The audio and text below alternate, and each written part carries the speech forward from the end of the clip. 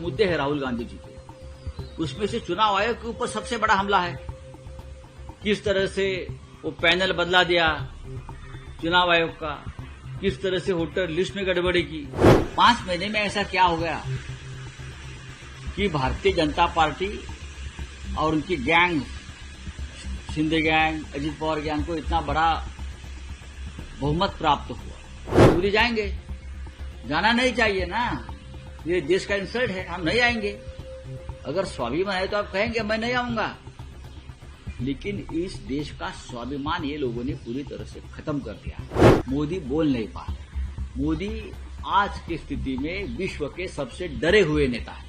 BJP और कांग्रेस में अभी आर्टिकल वॉर छिड़ गई है। कल राहुल गांधी के आर्टिकल के बाद आज खुद देवेंद्र फडणवीस को आर्टिकल लिखना पड़ा। क्या मैंने तो नहीं देखा कहाँ आर्टिकल है। मैं राहुल गांधी का आर्टिकल जरूर पढ़ा है, क्योंकि वो देश के सभी जनता तक वो आर्टिकल कल का पहुंच गया है।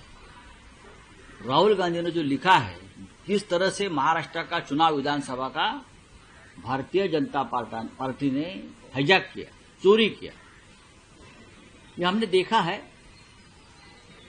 तो अब जवाब देना चाहिए चुनाव आयोग ने, जवाब चुनाव आयोग ने देना चाहिए ना। चुनाव आयोग जवाब नहीं दे पा रहा है। भारतीय जनता पार्टी क्यों चुनाव जवाब दे रही है? जो मुद्दे उपस्थित किए उसमें एक पार्टी है, राहुल गांधी ने चुनाव आयोग को बनाया है। 5 में से जो 5 मुद्दे हैं राहुल गांधी जी के, उसमें से चुनाव आयोग के ऊपर सबसे बड़ा हमला है। किस तरह से वो पैनल बदला दिया चुनाव आयोग का, किस तरह से वोटर लिस्ट में गड़बड़ी की, किस तरह से 60 लाख से ज्यादा वोटर्स अचानक आ गए। ये सभी मुद्दे के बारे में देवेंद्र फडणवीस को सवाल नहीं पूछा है राहुल जी ने, सवाल पूछा है चुनाव आयोग को। और राहुल गांधी एक संवैधानिक पद पर बैठी हुई व्यक्ति है देश में, लीडर ऑफ अपोजिशन, लोकसभा को संवैधानिक दर्जा है। तो राहुल गांधी जो बोल रहे हैं उनको एक दर्जा आया है, प्राप्त हुआ है संविधान। तो देवेंद्र फडणवीस का क्या संबंध है? वो आर्टिकल लिखे, ग्रंथ लिखे, गीता लिखे, हाँ, बड़े बड़े किताब लिखे, कोई फायदा नहीं है। आपका कोई पढ़ने वाला नहीं है, आपके वो अंधभक्त पढ़ेगा ज्यादा से ज्यादा। राहुल गांधी की आर्टिकल पूरे देश ने पढ़ा है, जाना है, और राहुल जी क्या कहना चाहते हैं वो देश ने समझ लिया है। सर टाइमिंग को लेकर कह सकते कि बिहार इलेक्शन पे ये स्टेटमेंट आना कि महाराष्ट्र पैटर्न बिहार में चले, ऐसा डेफिनेटली है। महाराष्ट्र का एक पैटर्न ये लोगों ने बनाया। लोकसभा में हम जीत गए। 5 महीने में ऐसा क्या हो गया कि भारतीय जनता पार्टी और उनकी gang, Shinde gang, Ajit Pawar gang को इतना बड़ा बहुमत प्राप्त हुआ। चुनाव में हार जीत होती है, हम उससे कोई हमें तकलीफ नहीं है, लोकतंत्र है। लेकिन महाराष्ट्र में चुनाव हुआ ही नहीं है। चुनाव हाईजैक किया, चुनाव चोरी किया, हाँ, चुनाव के ऊपर डाका डाला। चुनाव हुआ कहाँ है, मुझे बताइए। ऐसा चुनाव और ऐसे नतीजे आ ही नहीं सकते। ये बीजेपी को मालूम है, इसलिए तो आग बबूले हो गए ना ये लोग। राहुल गांधी जी के आर्टिकल के बाद ठीक से जवाब नहीं दे पा रहे, और ये चुनाव आयोग की वकालत कर रहे देवेंद्र जी। भारत का अपमान है, ये सम्मान समझ में नहीं आ रहा। G7 में जहां राष्ट्रीय अध्यक्ष को महीने 1.5 महीने पहले बताया जा रहा है, यूक्रेन को मार्च में बताया जा रहा है, 7 दिन पहले मोदी जी को इन्विटेशन आ रहा है, और मोदी भाग गए, और मोदी जाएंगे। जाना नहीं चाहिए ना, ये देश का इंसल्ट है, हम नहीं आएंगे। अगर स्वाभिमान है तो आप कहेंगे मैं नहीं आऊंगा, लेकिन इस देश का स्वाभिमान ये लोगों ने पूरी तरह से खत्म कर दिया है, पूरी तरह से। देश के प्रधानमंत्री को स्वाभिमान नहीं है, देश के विदेश मंत्री को स्वाभिमान नहीं है। अगर ये दोनों को स्वाभिमान नहीं है तो देश का स्वाभिमान कहाँ रहेगा? कोई भी जाकर ट्रम्प 50 बार बोल रहा है मोदी के बारे में, मैंने वॉर रुकवाया, और मोदी जी जवाब नहीं दे पा रहे। पुतिन बोल रहा है, और भी देश बोल रहे हैं, G7 को नहीं बुला पा रहे हैं, पाकिस्तान को ताकत दे रहे ये लोग सब। मोदी बोल नहीं पा रहे। मोदी आज की स्थिति में विश्व के सबसे डरे हुए नेता है।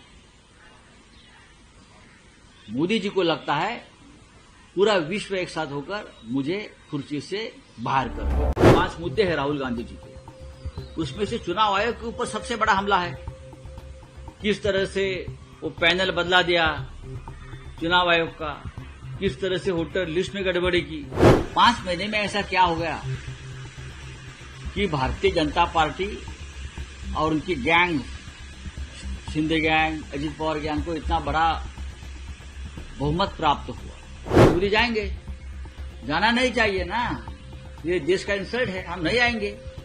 अगर स्वाभिमान है तो आप कहेंगे मैं नहीं आऊंगा, लेकिन इस देश का स्वाभिमान ये लोगों ने पूरी तरह से खत्म कर दिया। मोदी बोल नहीं पा रहे। मोदी आज की स्थिति में विश्व के सबसे डरे हुए नेता है। बीजेपी और कांग्रेस में अभी आर्टिकल वॉर छिड़ गई है। कल राहुल गांधी के आर्टिकल के बाद आज खुद देवेंद्र फडणवीस को आर्टिकल लिखना पड़ा। क्या मैंने तो नहीं देखा कहाँ आर्टिकल है, मैं राहुल गांधी का आर्टिकल जरूर पढ़ा है, क्योंकि वो देश के सभी जनता तक वो आर्टिकल कल का पहुंच गया है।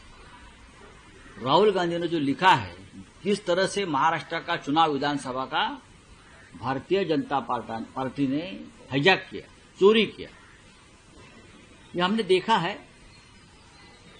तो अब जवाब देना चाहिए चुनाव आयोग ने, जवाब चुनाव आयोग ने देना चाहिए ना। चुनाव आयोग जवाब नहीं दे पा रहा है। भारतीय जनता पार्टी क्यों चुनाव जवाब दे रही है?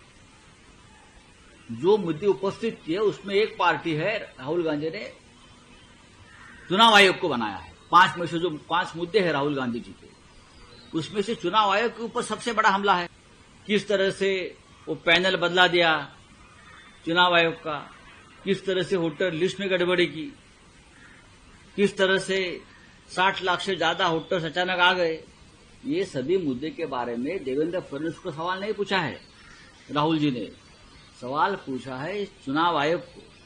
और राहुल गांधी एक संवैधानिक पद पर बैठी हुई व्यक्ति है देश में, लीडर ऑफ अपोजिशन, लोकसभा को संवैधानिक दर्जा है। तो राहुल गांधी जो बोल रहे हैं उनको एक दर्जा आया है, प्राप्त हुआ है संविधानिक। तो देवेंद्र फडणवीस का क्या संबंध है?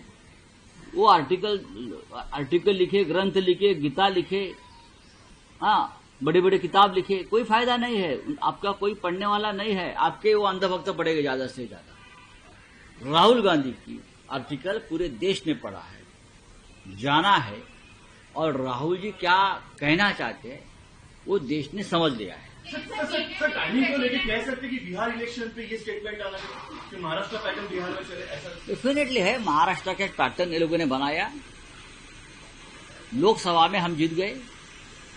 5 महीने में ऐसा क्या हो गया कि भारतीय जनता पार्टी और उनकी gang, Shinde gang, Ajit Pawar gang को इतना बड़ा बहुमत प्राप्त हुआ। चुनाव में हार जीत होती है, हम उससे कोई हमें तकलीफ नहीं है, लोकतंत्र है। लेकिन महाराष्ट्र में चुनाव हुआ ही नहीं है। चुनाव हाईजैक किया, चुनाव चोरी किया, हाँ, चुनाव के ऊपर डाका डाला। चुनाव हुआ कहाँ है, मुझे बताइए। ऐसा चुनाव और ऐसे नतीजे आ ही नहीं सकते। ये बीजेपी को मालूम है, इसलिए तो आग बबूले हो गए ना लोग। राहुल गांधी जी के आर्टिकल के बाद ठीक से जवाब नहीं दे पा रहे, और ये चुनाव आयोग की वकालत कर रहे देवेंद्र जी। भारत का अपमान है, ये सम्मान है, समझ में नहीं आ रहा है। G7 में जहां राष्ट्रीय अध्यक्ष को महीने 1.5 महीने पहले बताया जा रहा है, यूक्रेन को मार्च में बताया जा रहा है, 7 दिन पहले मोदी जी को इन्विटेशन आ रहा है, और मोदी भाग गए, और मोदी जाएंगे। जाना नहीं चाहिए ना, ये देश का इंसल्ट है, हम नहीं आएंगे। अगर स्वाभिमान है तो आप कहेंगे मैं नहीं आऊंगा, लेकिन इस देश का स्वाभिमान ये लोगों ने पूरी तरह से खत्म कर दिया, पूरी तरह से। देश के प्रधानमंत्री को स्वाभिमान नहीं है, देश के विदेश मंत्री को स्वाभिमान नहीं है। अगर ये दोनों को स्वाभिमान नहीं है तो देश का स्वाभिमान कहाँ रहेगा? कोई भी जाकर ट्रम्प 50 बार बोल रहा है मोदी के बारे में, मैंने वॉर रुकवाया, और मोदी जी जवाब नहीं दे पा रहे। पुतिन बोल रहा है, और भी देश बोल रहे हैं, G7 को नहीं बुला पा रहे हैं, पाकिस्तान को ताकत दे रहे ये लोग सब। मोदी बोल नहीं पा रहे। मोदी आज की स्थिति में विश्व के सबसे डरे हुए नेता है। मोदी जी को लगता है पूरा विश्व एक साथ होकर मुझे कुर्सी से बाहर कर